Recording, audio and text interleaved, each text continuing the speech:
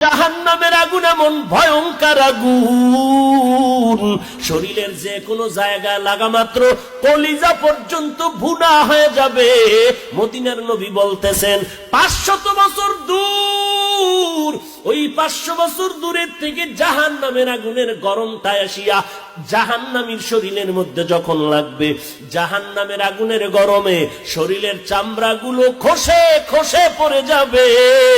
ওরে নবীর উম্মতের দল, চোখ দুইটা বন্ধ করে 1 মিনিট চিন্তা কর।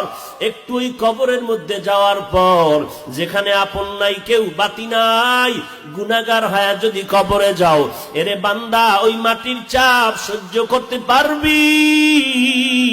ওই কবরের মধ্যে জাহান্নামের আগুন সহ্য করতে পারবা নি রে বাবা? আল্লাহর কাছে ক্ষমা চাও, ও আল্লাহ আমার মতো দুর্বল আর কেউ নাই, একটা বেতের বাড়ি সহ্য করতে